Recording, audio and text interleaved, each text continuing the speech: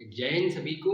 देखिए, मेरा बोर्ड भले ही छोटा है पर मेरी जानकारियाँ बहुत बड़ी होंगी और जो मैं आपको जानकारी दूँगा, आप पूरे यूट्यूब पे कहीं भी सर्च कर लेना, किसी भी ऐप पे आपको ये मिल नहीं पाएँगी। मेरी जानकारी ऑथेंटिक होगी।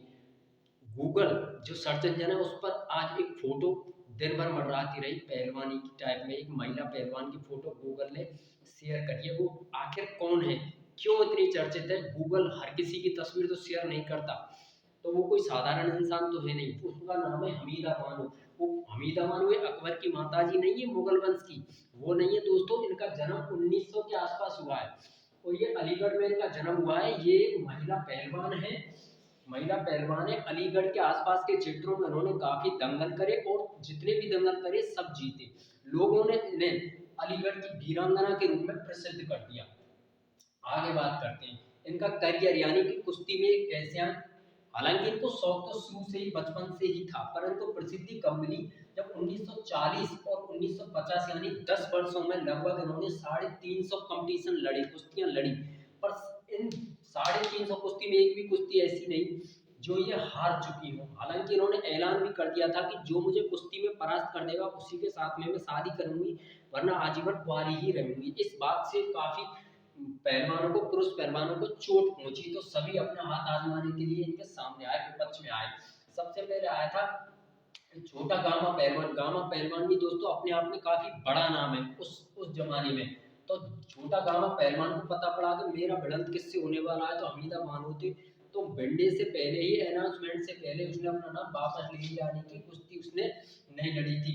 दूसरी जो रूस की जो महिला पहलवान है वो भी इसकी चर्चा सुनकर यहाँ पर रिंग में से मतलब कुश्ती करने के लिए आई थी। रूस की जो पहलवान है उसका नाम है वेरा।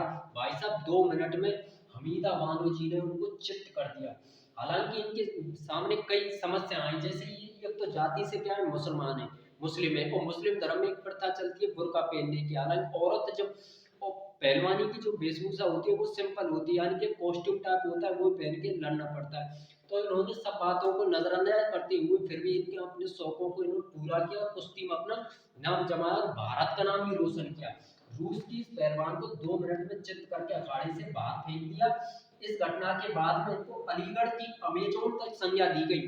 अमेजोन कौन है? जो उस जमाने में अमेरिका में 1945 के आसपास इसका बहुत तगड़ा नाम था, बहुत दबंग पहलवान था ये अमेरिका का। तो लोगों ने इसको अलीगढ़ की अमेजोन का नाम दिया। इसके बाद में इनकी कुश्ती होती है बाबा पहलवान से। बाबा पहलवान ने उनका चैलेंज स्वीकार किया, यानी कि मैं तुझको हराऊंगा और मैं शादी करूंगा। बाबा पहलवान को 1 मिनट में, ओनली 1 मिनट 60 सेकंड्स में चित्त करके अखाड़े से बाहर फेंक दिया। और जो इससे कुश्ती हुई थी वो हुई थी 4 मई 1954 के दिन, और आज कितनी तारीख है? 4 मई।